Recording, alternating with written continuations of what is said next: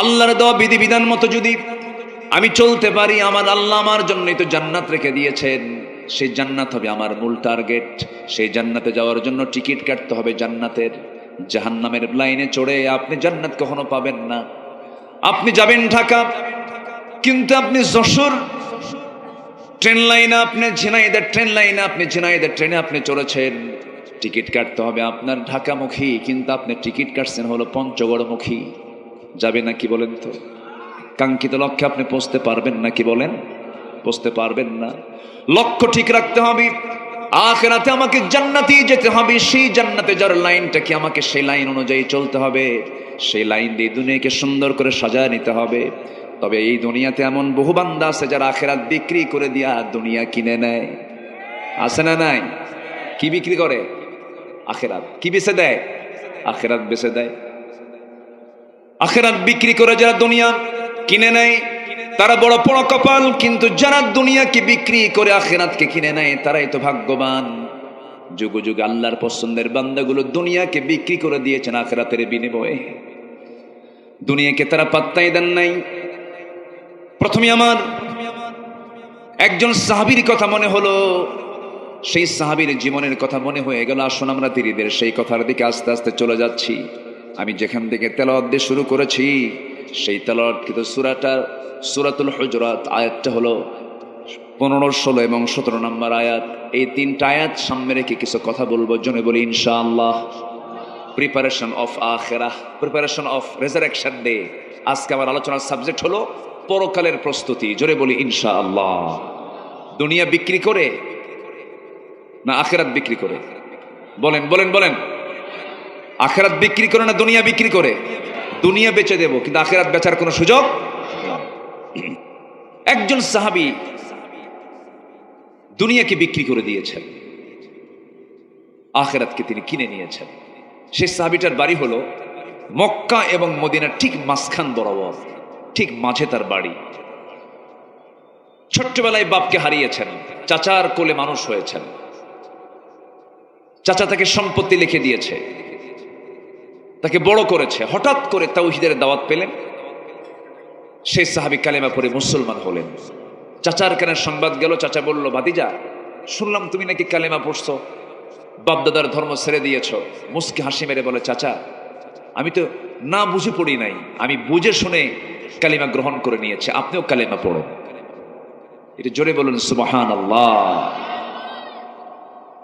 এই কথা শোনার সঙ্গে সঙ্গে আপন চাচা বলে ফেললো, ভাতিজারে জন্মের পর তোর বাপকে তুই হারিয়েছিস, আমি তোর বাবার মতো ভূমিকা পালন করে বড় করেছি। সম্পত্তি আমার তোর নামে দলিল করে দিয়েছি, তিলে তিলে মানুষ করলাম। তুই আমার বাপদাদার ধর্মের চুনকালি মারলে আমি তোকে বাঁচাবো না। তুই কি জানিস এই অপরাধ করার কারণে তোর কি হতে পারে? সমস্ত সম্পত্তিগুলো আমি ছিনতাই করে নিয়ে নেব, জোরপূর্বক আমি সব দখল করে নেব। মুস্কি হাসি মেরে সাহাবী বলে ফেলছেন, চাচা জোর করবেন কেন? আমি আপোষে আপনার হাতে সমস্ত সম্পত্তি তুলে দিলাম। দুনিয়া বিক্রি করলেন কার কাছে? আখিরাতের কাছে। আখিরাতটা তিনি কিনে নিলেন, দুনিয়া বিক্রি করে দিলেন। চাচা বলল, তোর গায়ের জামাটা খুলে ফেল। গায়ের জামাও খুলে ফেললেন। শেষ পর্যন্ত থাপ্পড় মেরে জমিনে ফেলে দিয়া জোরপূর্বক তার লুঙ্গিটাও খুলে নেওয়া হলো, উলঙ্গ করে ঘর থেকে বের করে দেওয়া হলো। যাবেন কোথায়? দরজার কাছে গিয়ে মাকে ডাকে, মা দরজা খুলো, আমি ইসলাম গ্রহণ করেছি। আমার চাচা আমার লুঙ্গি পর্যন্ত খুলে নিয়েছে, আমার দিকে তাকায়ও না। দেখো তো ঘরের মধ্যে কোনো কাপড় চোপড় আছে নাকি? ছোট্ট একটা চাদর হলো চলবে। ছোট্ট চাদর মা তারা দিকে দিল, মার চোখে পানি। সন্তানের হাতে চাদর যখন তুলে দিল, সেই চাদরটা গায়ের মধ্যে না নিয়ে শুধুমাত্র কোনোমাত্র সতরটা ডাকলেন, নাভি থেকে নিয়ে হাঁটু পর্যন্ত ডেকে ফেললেন। প্রচন্ড শীতকাল, গভীর রাত হয়ে গেছে। মাকে বলে, মা এই পৃথিবীর কোনো দরবার আমার ভাল লাগে না, আমার দরবার ভাল লাগে আমার নবীর দরবার। নবীর দরবারের দিকে রওনা দিলাম, মা আমার জন্য দোয়া করো। এই কথা বলে ঘর থেকে বের হলেন। আরবে 12 মাসের 2 মাস শীতকাল, 1 থেকে 2 মাস প্রচন্ড শীত পড়ে। সেই শীত আমার দেশেও পড়ে না, কনকনে শীত। সেই সময় শীত চলতেছিল। ওই সাহাবী করলেন কি, ঠান্ডার ভিতরে ওই গভীর রাত্রিতে রওনা করলেন। হাড় কাঁপানোর শীতকে উপেক্ষা করে পায়ে হেঁটে হেঁটে চলে গেছেন মদিনা পর্যন্ত, নবীর ঘর পর্যন্ত পৌঁছে গেলেন। দরজায় গিয়ে যখন কড়া নাড়লেন সেই সময় ফজর হয়ে গেছে। দরজায় ডাক দেওয়ার সঙ্গে সঙ্গে আমার নবীজি দরজা খুলেই দেখেন একজন যুবক খালি গায়ে বস্ত্রহীন অবস্থায় সামনে দাঁড়ানো। আমার নবীজি কিচ্ছু প্রশ্ন করলেন না, দেখে মাত্রই ভিতরে চলে গেলেন। নিজের গায়ের সুন্দর, সবচেয়ে সুন্দর দুটা জুব্বা হাতের মধ্যে নিয়ে এসে যুবককে লক্ষ্য করে বলছেন, যুবক প্রচন্ড শীতের মধ্যে পড়েছ, জুব্বাটা আগে গায়ে দাও, এর পরে কথা হবে। জুব্বা তার হাতে তুলে দেওয়া হলো, জুব্বাটা পড়লেন সাহাবী। এবারে রাসূল বলছেন, ও যুবক তোমার কি হয়েছে বলো। এই সময় তুমি বস্ত্রহীন ভাবে উলঙ্গ দেহ নিয়ে, নগ্ন দেহ নিয়ে আমার সামনে হাজির হয়েছে, এর হাইতেটা কি, এর কারণটা কি? যুবকটা বলতেছে, ইয়া রাসূলুল্লাহ দুনিয়া বিক্রি করে আখিরাতটা কিনে নিয়েছি। জোরে কান সুবহানাল্লাহ। দুনিয়া বিক্রি করে দিয়েছি। ইয়া রাসূলুল্লাহ, আমার নবীজি এই কথা শোনা মাত্রই তিনি বললেন, ঘটনা কি হয়েছে বলো তো। সম্পূর্ণ ঘটনা খুলে বললেন। নবীজির চোখে পানি টলমল করে। আমার নবীজি বলছেন, ওরে আমার প্রিয় সাহাবী তোর নামটা কি? আব্দুল উজ্জা। রাসূল বলছেন, না না, তোমার নাম হচ্ছে আব্দুল্লাহ। চিন্তা করো না, এই যে সুন্দর দুটো জুব্বা দিলাম, তোমার চাচা তোমাকে বস্ত্রহীন করেছে, আমি আমার গায়ের জুব্বা আমি তোমারে দিয়ে দিলাম। সাহাবী প্রচন্ড খুশি হলেন। আমার নবীজি বলছেন, ও সাহাবী তুমি আমাকে কিছু বলতে চাও নাকি? এবার তিনি বলছেন, হুজুর আপনি আমার জন্য একটু দোয়া করে দেন।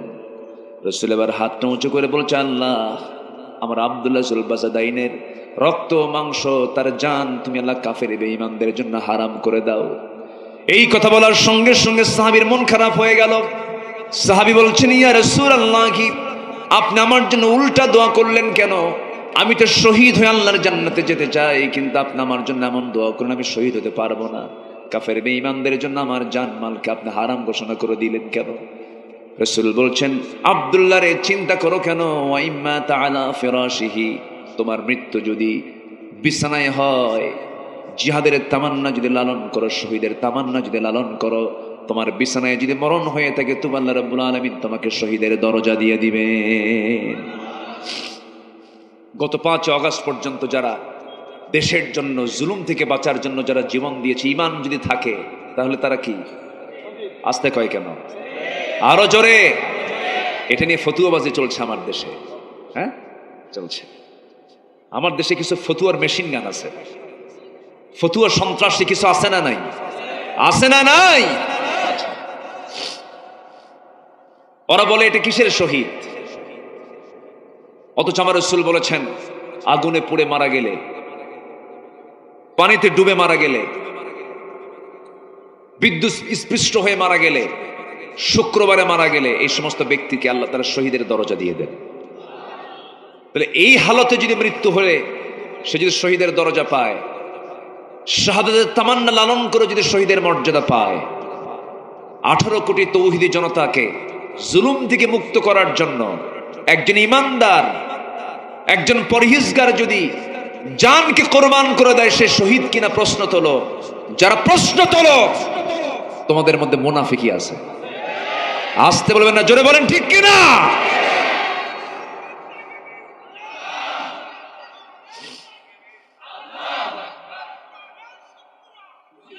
সম্মানিত ভাইয়েরা,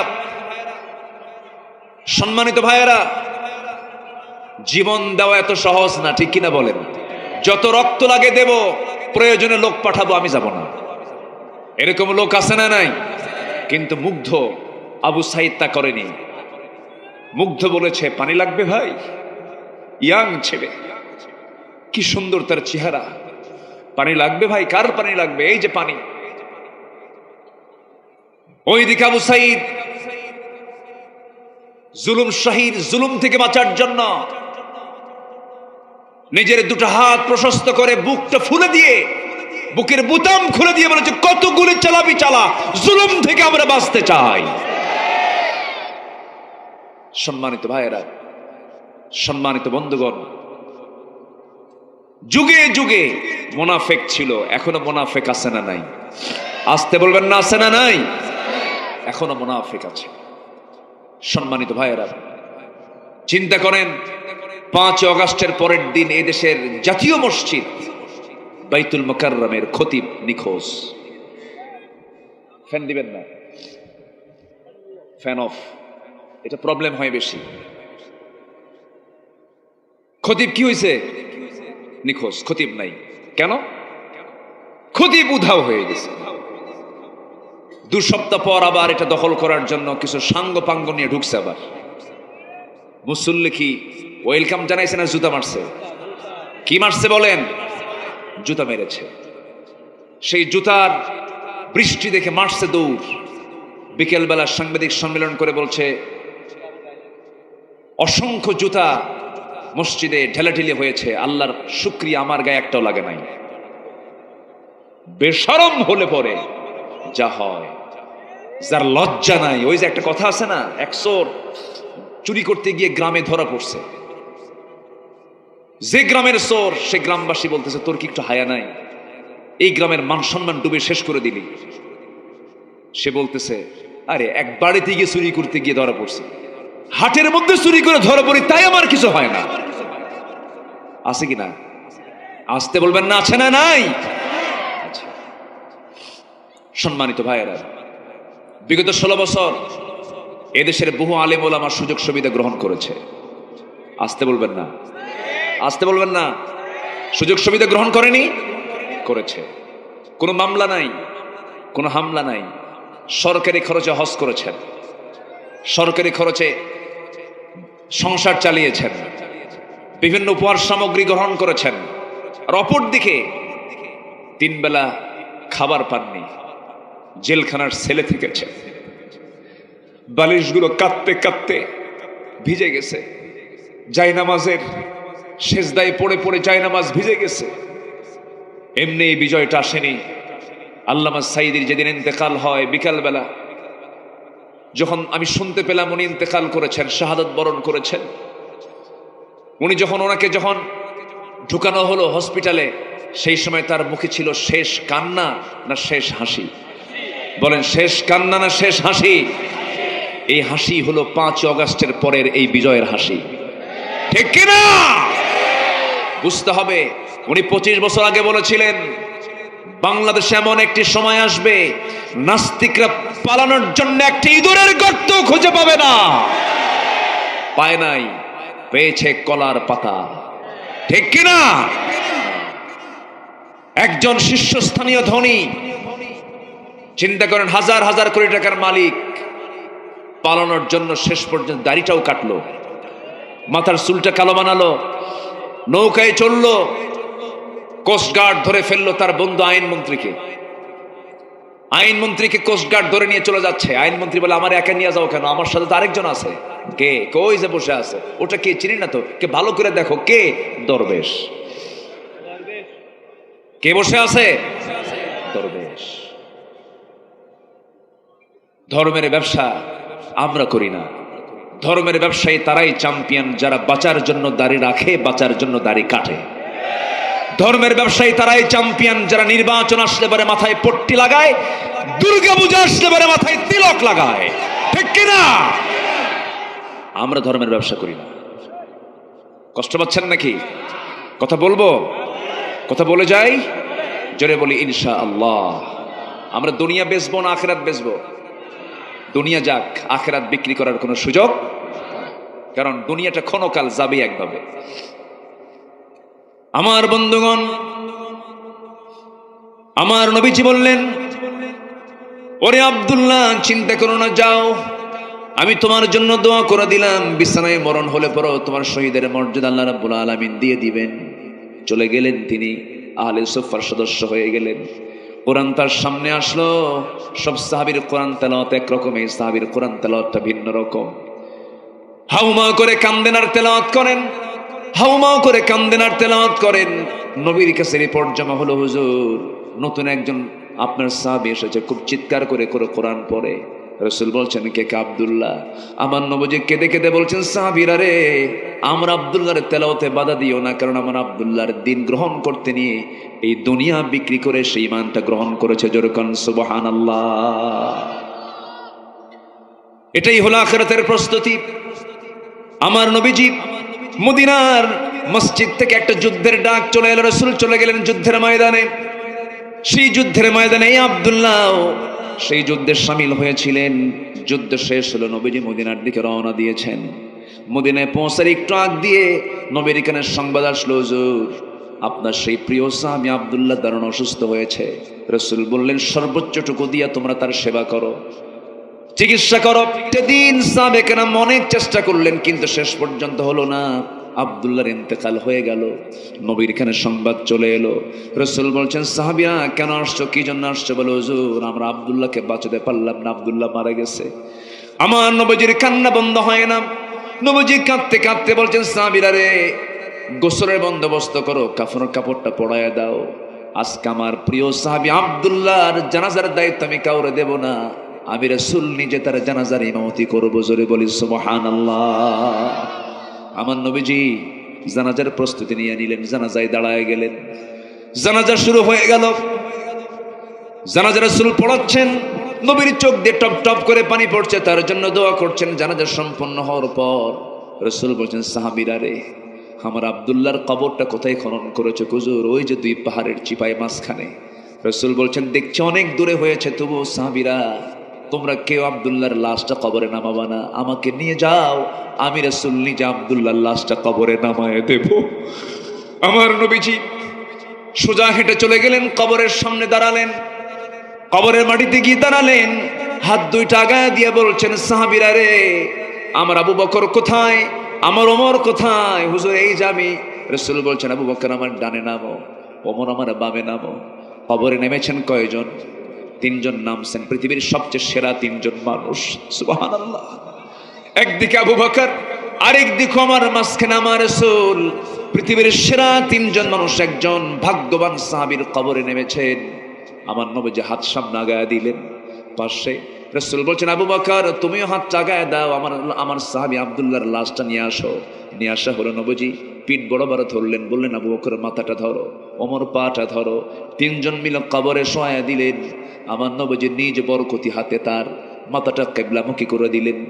বুকের উপরে হাত রেখে আসমানের দিকে তাকায় তাকায় রাসূল কাদা কাদা কণ্ঠে বলছেন, আল্লাহ, আকাশের মালিক ও আল্লাহ, এই যে আমার সাহাবী আব্দুল্লাহ, আমি নিজে তাকে ভালো করে চিনি জানি, সেই আমার আব্দুল্লাহ দুনিয়া বিক্রি করে সেই ঈমানটাকে এনেছে, দুনিয়া বিক্রি করে আখিরাতটাকে সে গ্রহণ করে নিয়েছে।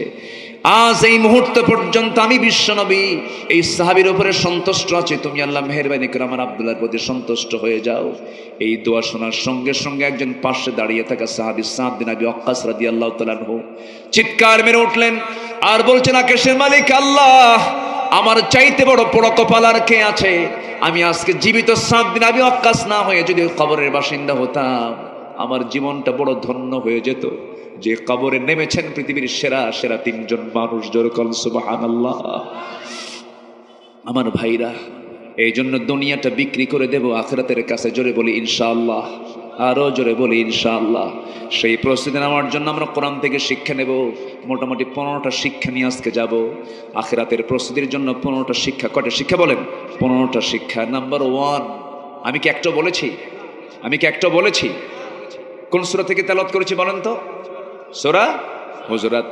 নাম্বার 1 হলো আল্লাহ রাব্বুল আলামিন সূরা হুজরাতের 15 নম্বর আয়াতে বলছেন, ইন্নামাল মুমিনুনা আল্লাযীনা আমানু বিল্লাহি ওয়া রাসূলিহি সুম্মা লাম ইয়ারতাবু ওয়া জাহাদু বিআমওয়ালিহিম ওয়া আনফুসিহিম ফি সাবিলিল্লাহ উলাইকা হুমুস সাদিকুন। জোরে বলুন আল্লাহু আকবার।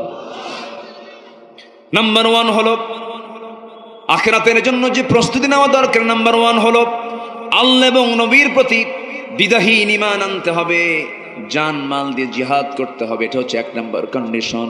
ঈমান আনবো আমরা আল্লাহর প্রতি সন্দেহ করে না, দ্বিধাহীন ভাবে। বলেন সন্দেহ না সন্দেহ মুক্ত, সংশয় না সংশয় মুক্ত, সন্দেহ না সন্দেহ মুক্ত। এটা কে বলছেন? আল্লাহ বলছেন। 2-1 করে উঠতেছে, আমি মনে শেষ করে দিলে ভালো হয়। হ্যাঁ, ওঠে কেন? ও অনেক সময় বসেছিল, আমি কষ্ট দেব না, আর একটু সময় বসেন। জি একটু বসেন, একটু বসেন। আল্লাহ তুমি সবার প্রতি রহমত নাজিল করো, জোরে বলি আমিন, আরো জোরে আমিন। সম্মানিত ভাইয়েরা, এত বড় মাহফিল যারা আসছেন, মাহফিল কমিটিকে আপনাকে আসা যাওয়ার ভাড়া দিয়েছে? না। আপনাকে যাওয়ার সময় কি কেউ কিছু খাওয়ায় দেবে? তাও না। নিজের অর্থ খরচ করে, সময় ব্যয় করে এই যে আসছেন, এটাই ওই জালিমদের সহ্য হয় না। ওরা কোটি কোটি টাকা খরচ করে, জন প্রতি হাজার হাজার টাকা খরচ করে, জনসভায় লোক নাই, ভাড়া করেও লোক পায় না, কিন্তু কোরআনের মাহফিলে সবাই নিজের অর্থ খরচ করে আসে। এটাই হচ্ছে ওদের জ্বালার কারণ। সম্মানিত ভাইয়েরা, আমার মন বলে এই দেশের মাটি ইসলামের জন্য উর্বর হয়ে যাবে ইনশাআল্লাহ। আমার মন বলছে এটা। এই জমিনটা উর্বর হয়েছে, শহীদের রক্ত এই জমিনে আছে না নাই? আসতে বলবেন না, আছে না নাই? আমার বিশ্বাস খুব বেশি দিন দূরে নয়, এই বাংলার জমিনে টুডে এন্ড টুমরো পূর্ব দিগন্তে ইসলামের রক্তিম সূর্য উদয় হবে। জোরে বলি ইনশাআল্লাহ। সেই রক্তিম সূর্য উদয় হওয়ার জন্য, সেই দিনকে বিজয়ী করার জন্য যদি প্রয়োজনে মাঠে নামতে হয়, রাজি আছেন?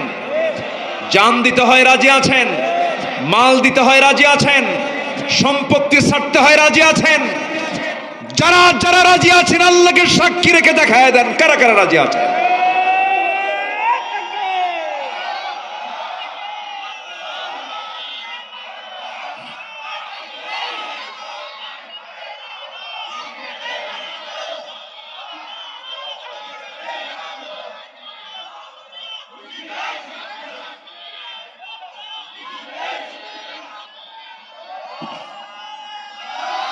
আল্লাহ কবুল করুন, জোরে বলি আমিন। আজ 28 অক্টোবর, মনে আছে কিনা আপনাদের জানি না। 2006 সাল মনে আছে? মনে আছে আপনাদের? লগি বৈঠার তাণ্ডব লীলা। আজকের অনেক ছাত্র বৈষম্য আন্দোলন যারা করেছ, তোমরা হয়তো জানো না অনেকেই। ইতিহাস ডকুমেন্টারি দেখে নাও, কত নির্মম হতে পারে মানুষ। একটা মানুষকে লগি বৈঠা দিয়া মারতে মারতে মেরে ফেলে সেই মরা লাশের উপরে এরা নাচানাচি করেছিল। ভিডিও ফুটেজ এখনো আছে না নাই? আসতে বলবেন না, আছে না নাই? ওই দিন শত শত ওই সন্ত্রাসী গুন্ডাদের হাতে হাতে অস্ত্র ছিল, নিরস্ত্র ইসলামী আন্দোলনের কর্মীদের উপরে তারা হামলা চালিয়েছিল। তারা প্ল্যান করেছিল আমিরে জামাত তৎকালীন শহীদ মতিউর রহমান নিজামী সহ, আলী হাসান মুজাহিদ সহ তাদেরকে দুনিয়া থেকে বিদায় করে দেওয়ার জন্য। কিন্তু সেই রক্ত আজ কথা বলা শুরু করেছে, ঠিক কিনা? শহীদের রক্ত কখনো বৃথা যেতে পারে। সম্মানিত ভাইয়েরা, শহীদ জসিম সেই দিন শাহাদত বরণ করেছে। তাদের মার কান্না আল্লাহকে শোনেন না? আসতে বলে শোনেন না? শুনেছেন কিনা? শুনেছেন কিনা? শুনেছেন। সম্মানিত ভাইয়েরা, ফেরাউনরা টিকতে পারেনি। ফেরাউন ছিল হলো 1600 বছর, আর এরা ছিল হলো 16 বছর। সংখ্যা যে কেমনে মিলল বুঝলাম না। মিলছে না? একটু মিলে গেছে। ওটা ছিল হলো বিগ ফেরাউন, এটা হলো মিনি ফেরাউন। কি ফেরাউন বলেন? ফেরাউন তবে একটু ছোটখাটো, এটা কিছু না। ওই ফেরাউন কিন্তু কম ছিল না, বিশাল ব্যাপার ছিল। সেই ফেরাউনকে খতম করে দিয়েছেন তিনি কে? মুসাকে রাস্তা পার করে দিয়েছেন তিনি কে? মুসা দরিয়া পার হয়েছেন, আর ফেরাউন গিয়ে দরিয়ায় ধরা পড়েছে। একই দরিয়া পার হয়েছেন ইমানদাররা, সাহায্য করেছেন কে? আর সেই দরিয়া পার হতে নিয়ে কে ধরা খাইলো? কে ধরা খাইছে? ফেরাউন ধরা খেয়েছে। কারণ তার পথটা ছিল রাইট না রং? রং ছিল। আমার বন্ধুগণ, আখিরাতের প্রস্তুতি পর্ব চলছে। আমরা কেমন করে প্রস্তুতি নিয়ে নেব? নাম্বার 1 হলো দ্বিধাহীন চিত্তে আমরা আল্লাহকে মানবো, রাসূলকে মানবো। নাম্বার 2 হলো তাকওয়াটা অর্জন করব আমরা। অনেক লম্বা লম্বা ব্যাখ্যামূলক কথা ছিল, অনেক রাত হয়েছে, আস্তে আস্তে করে পয়েন্টগুলো শেষ করে শেষের দিকে আস্তে আস্তে যাব। মায়েরা আছে তো নাকি? মায়েরা আছে? বলি আলহামদুলিল্লাহ। মায়েরা মাহফিলে পর্দা মানে, মাহফিলে যখন আসে বোরকা পরেন, মাহফিলে যখন আসেন সুন্দর করে কাপড় চোপড় ঢেকে ঢুকে চলে আসেন, কিন্তু বিয়ার দিন গায়ে বোরকা থাকে নাকি? ঈদের দিন বোরকা থাকে নাকি? বিয়ার দিন থাকে না, ঈদের দিন থাকে না, আর কিসের দিন থাকে না? হ্যাঁ, যখন মার্কেটে চলে যায়, মার্কেটে যাওয়ার সময় বোরকা পরা লাগে না। আমার মায়েরা, আজকের মাহফিলে যারা আসছেন, পরকালকে চিন্তা করুন। জাহান্নাম থেকে যদি বাঁচতে চান, আপনার সুন্দর যে চামড়াটা আছে, সুন্দর যে চেহারাটা আছে, এই সতরটা আপনাকে ঢাকতে হবে। দুনিয়া ঢাকবেন, আল্লাহ রাব্বুল আলামিন জাহান্নাম থেকে আপনার জন্য জান্নাতটা খুলে দিবেন। আমার মায়ের একটু মনোযোগ দিয়ে কতগুলো শুনবেন। নাম্বার 1 হলো আল্লাহ রাসূলকে দ্বিধাহীন চিত্তে বিশ্বাস করতে হবে। আল্লাহর জমিনের দিন কায়েমের জন্য জানমাল দিয়ে জিহাদ করতে হবে। নাম্বার 2 হলো তাকওয়াটা অর্জন করতে হবে। তাকওয়া মানে হলো বেঁচে থাকা, হারাম থেকে বাঁচতে হবে, গুনাহ থেকে বাঁচতে হবে। তাআওয়ানু আলাল বিররি ওয়াত তাকওয়া ওয়ালা তাআওয়ানু আলাল ইসমি ওয়াল উদওয়ান। নাম্বার 3 হলো ন্যায় প্রতিষ্ঠা, সদাচার করতে হবে। নাম্বার 4 হলো দ্বীনের সঠিক ইলম অর্জন করতে হবে। এটা সবচেয়ে বড় জরুরি বিষয়। এক, শয়তান কখনো শিক্ষিত মানুষকে সহজে ঠকাতে পারে না, শয়তান ধরে মূর্খকে। কিন্তু শয়তান কখনো কোরআনের জ্ঞানে জ্ঞানবান বান্দাকে কখনো ফিতনায় ফেলতে পারে না। হেরে যায়, জ্ঞানের কাছে সবাই হেরে যায়। জ্ঞান হলো পাওয়ার। জ্ঞান কি? শক্তি। এই শক্তির কাছে পৃথিবীর কোনো শক্তি টিকতে পারে না। সেই জ্ঞান হলো ওহীর জ্ঞান, সেই জ্ঞান হলো কোরআনের জ্ঞান। সেই জ্ঞান নিজে অর্জন করতে হবে, সন্তানকেও শেখাতে হবে। সন্তানকে চোখ বন্ধ করে মাদ্রাসায় দিবেন। কোথায় দিবেন বলেন? স্কুলে দিয়ে বহু গার্জিয়ান ভুল করে ফেলছে।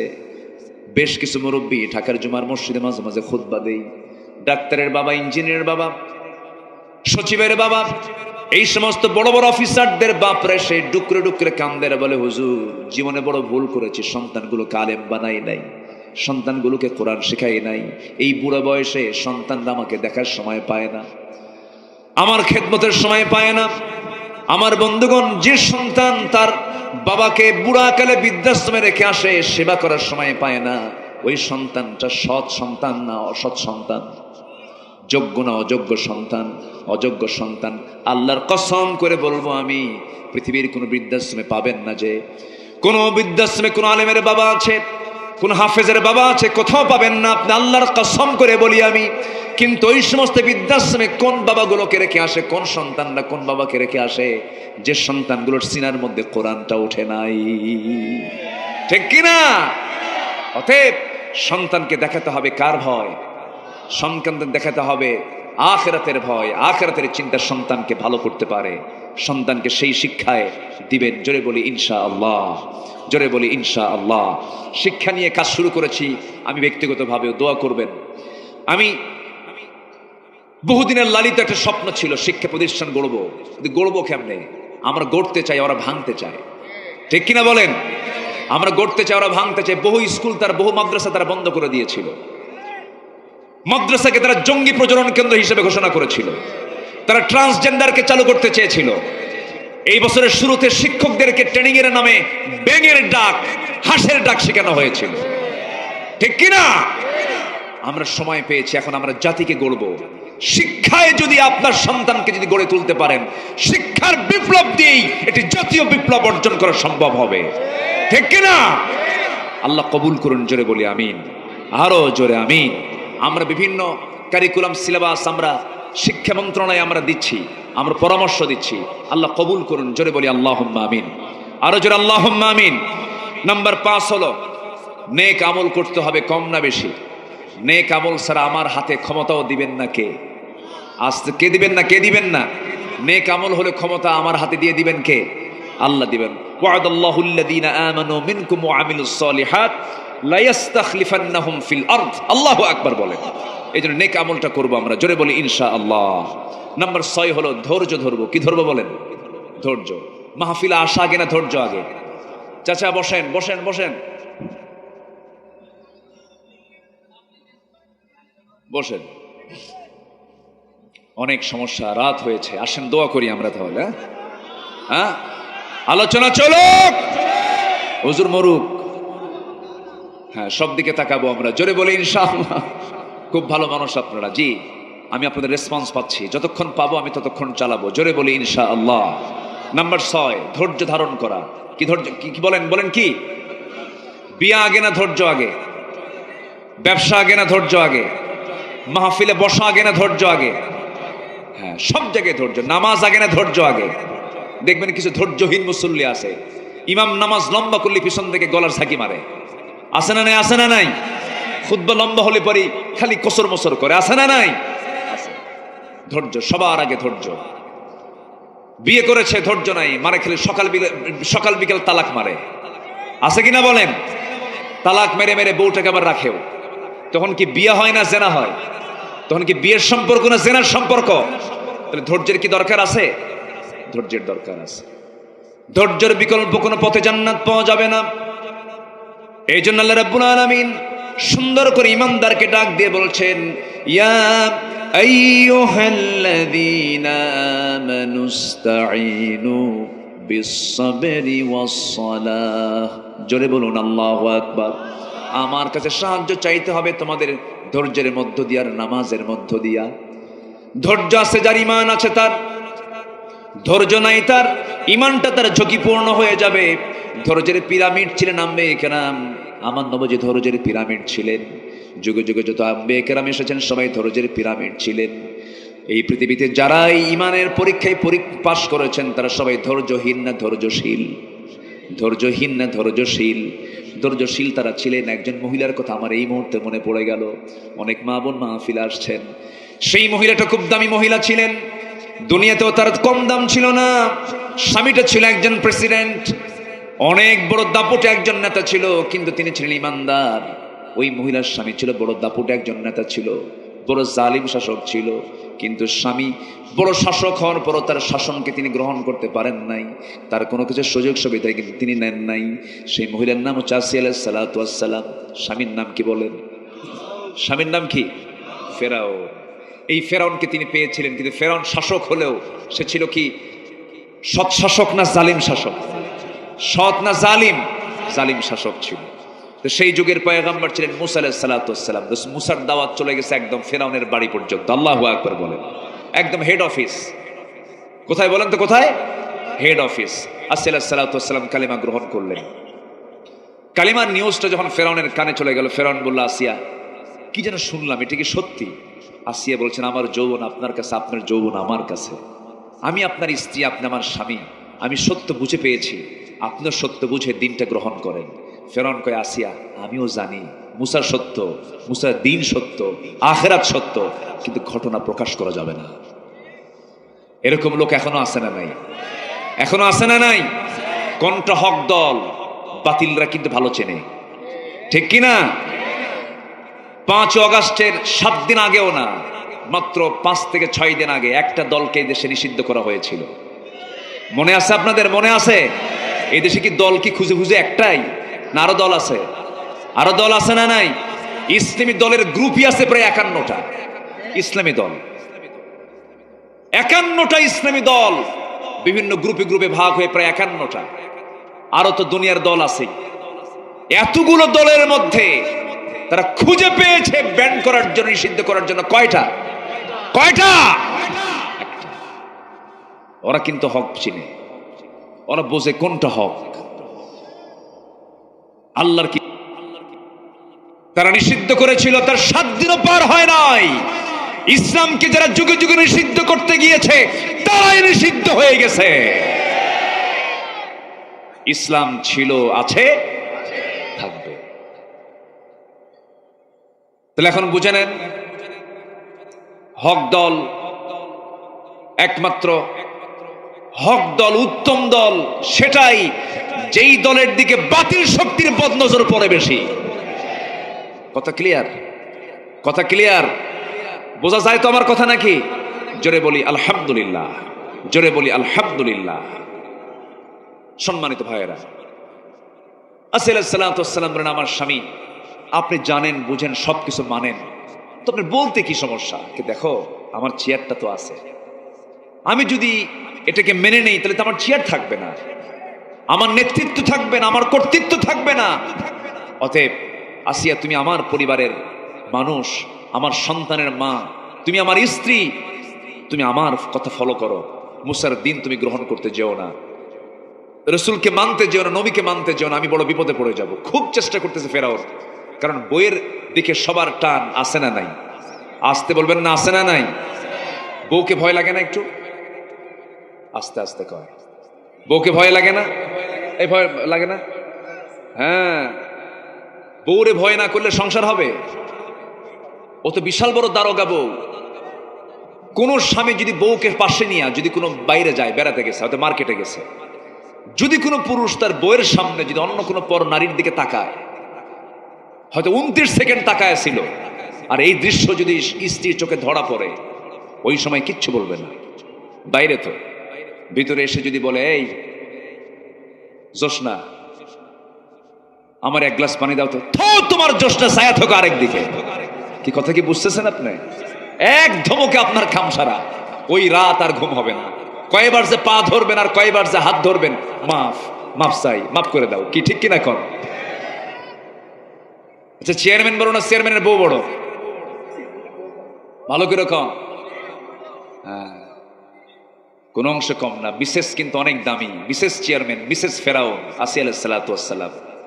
খুব চেষ্টা করতেছে ফেরাউন, আসিয়া শোনো, যেমন করে হোক তুমি আমার বিপদে ফেলায় দিও না, তুমি আমার বউ তো। চরম সংকটে পড়ে গেছে ফেরাউন।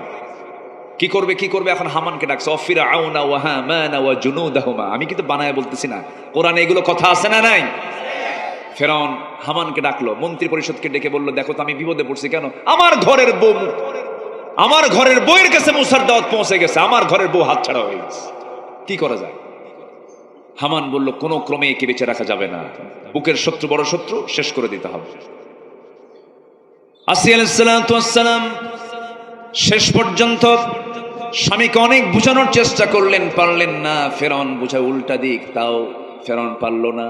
দুজন দু প্রান্তে চলে গেল। ফেরাউন শেষ পর্যন্ত বলল, আসিয়া, আমি তোমাকে কিন্তু দুনিয়া থেকে বিদায় করে দেব। মুস্কি মুস্কি হাসি মেরে বলছেন, আমার স্বামী গো, আপনি আমাকে যত শাস্তি নিশ্চিত করবেন, যত ভয় দেখাবেন, আমার তত ইমানটা পাকাপোক্ত হয়ে যাবে।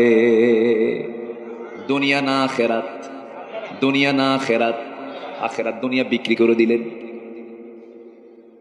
স্বামীর কত সম্মান ছিল, একজন প্রেসিডেন্টের বউ, সব মর্যাদাগুলোকে তিনি সব মাইনাস করলেন।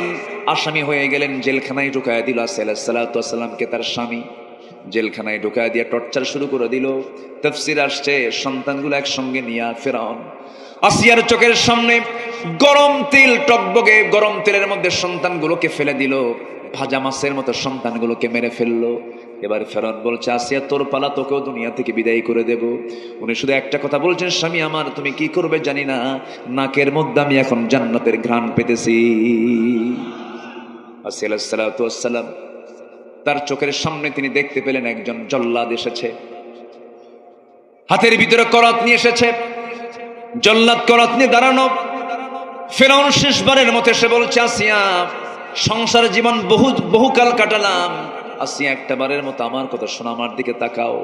আসিয়া আলাইহিস সালাতু ওয়াস সালাম বলেন, স্বামী আমার, এই বিষয়ে আপনি আমাকে অনুরোধ করবেন না, আমি জান্নাতের ঘ্রাণ পাচ্ছি। শেষ পর্যন্ত করাত দিয়ে জল্লাদকে অর্ডার দেওয়া হলো, করাতটা তার কপালে লাগানো হলো। করাত যখন কপালে লাগানো হলো, তাফসীর এসেছে, রক্তগুলো গড়ে গড়ে পড়তেছে। আসিয়া আলাইহিস সালাতু ওয়াস সালামের মুখ থেকে অন্য কোনো কথা নাই, মুখ থেকে বের হচ্ছে, লা ইলাহা ইল্লাল্লাহ, লা ইলাহা ইল্লাল্লাহ। যখন তিনি দুনিয়া থেকে বিদায় নেবেন, সেই সময় তার চক্ষু বেয়ে টপ টপ করে পানি পড়ছে, শরীর থেকে রক্তগুলো ঝরতেছে। এই সময় তিনি চক্ষু বন্ধ করে আকাশের মালিককে সুন্দর করে একটা ডাক দিয়ে তিনি দোয়া করছেন। সেই দোয়াটা আল্লাহ রাব্বুল আলামিন 4000 বছর পরে নাজিল হওয়া কোরআন, 4 বছর আগে মুসা আলাইহিস সালাম এসেছিলেন, 4000 বছর পরে কোরআন নাজিল হলো। সেই কোরআনের ভিতরে আল্লাহ তাআলা সেই আসিয়ার দোয়াটা কোরআনে কোট করে দিয়েছেন। জোরে বলি সুবহানাল্লাহ। কার দোয়া? আসিয়ার দোয়া। তিনি কি দোয়া করছিলেন? তিনি দোয়া করছেন, রব্বি বিনিলি ইনদাকা বাইতান ফিল জান্নাতি ওয়া নাজ্জিনি মিন ফিরআউনা ওয়া আমালিহি। আয় আল্লাহ তাআলা, আমি তোমার কাছে চাই, তুমি আমাকে একটা মাত্র ঘর দিবা, সেই ঘর জান্নাতের মধ্যে, সেই ঘরটা দিয়ে দিবা। আমি বড় কোনো জান্নাত চাই না, আমি মাত্র একটা ঘর চাই, সেই ঘরটা আমি চাই ও আল্লাহ তোমার ঘরের দেওয়ালের সাথে। জোরে বলুন সুবহানাল্লাহ। কার ঘরের দেওয়ালের সাথে? আল্লাহর ঘরের দেওয়ালের সাথে। আল্লাহ আমি তোমার প্রতিবেশী হতে চাই, তোমার ঘরের সঙ্গে আমার একটা ঘর বানায় দাও, ফিরআউন থেকে তুমি আমাকে বাঁচায় দাও, এই বিপদ থেকে তুমি আমাকে রক্ষা করো। আসসালাম দুনিয়াটা বিক্রি করে দিলেন, দুনিয়াটা শেষ করলেন, আখিরাতকে কিনলেন। জোরে বলুন সুবহানাল্লাহ। আমার বন্ধুগণ, কি ধৈর্যের পরিচয় সালাম দিয়েছেন। নাম্বার 7 হলো আল্লাহর উপরে ভরসা করতে হবে। যে বান্দার আল্লাহর প্রতি পূর্ণ ভরসা আছে তার কোনো হতাশা কখনো আসবে না, কারণ আল্লাহ রাব্বুল আলামিন বলেন ওয়া মাইয়াতাওয়াক্কাল আলাল্লাহি ফাহুয়া হাসবুহ, যে ব্যক্তির ভরসা আল্লাহর উপরে আছে তার জন্য কেউ না, আল্লাহ যথেষ্ট। জোরে বলি সুবহানাল্লাহ। নাম্বার 8 হলো দুনিয়াবি ভোগ বিলাসী নিমগ্ন না হয়ে আখিরাতের আবাসকে মূল লক্ষ্য হিসেবে গ্রহণ করতে হবে। দুনিয়াটা মায়া মরিচিকা।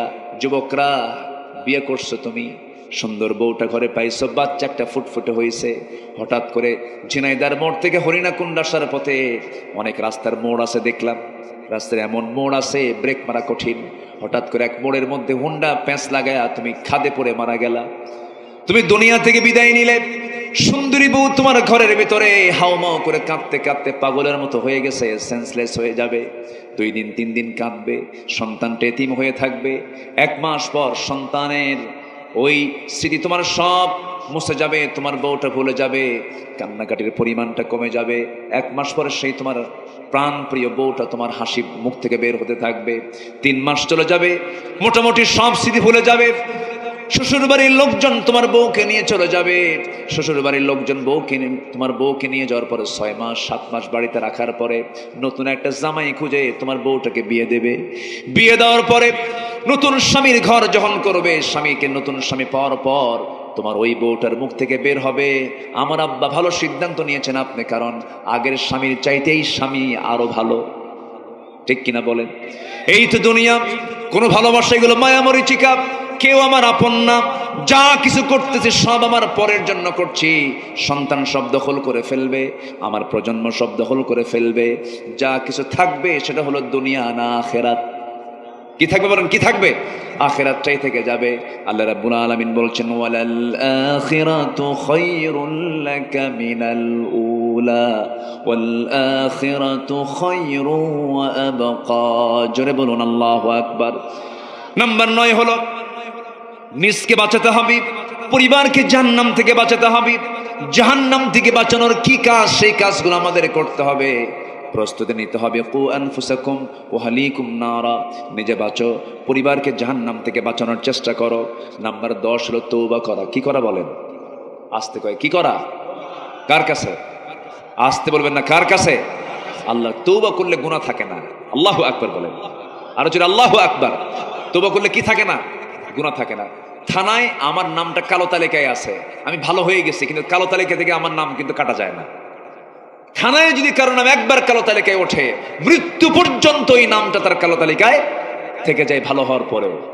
কিন্তু আমার আল্লাহ বলেন বান্দারে, তোর নামের তালিকায় যদি জাহান্নামে থেকে যায়, জাহান্নামের তালিকায় নামটা থাকে, কিন্তু তুই যদি তওবার মতো তওবা করে আমার পথে ফিরে আসিস, জাহান্নামের তালিকা থেকে তোর নামটা মুছে ফেলে দিয়ে আমি আল্লাহ রহমান রহিম তোর নামটা আমি জান্নাতের তালিকায় তুলে দেই। এটা কার দয়া? আসতে বলবেন না, কার দয়া? গুনাহ বান্দার হতেই পারে, কোন বান্দার গুনাহ নাই বলেন? সব বান্দারই গুনাহ আছে।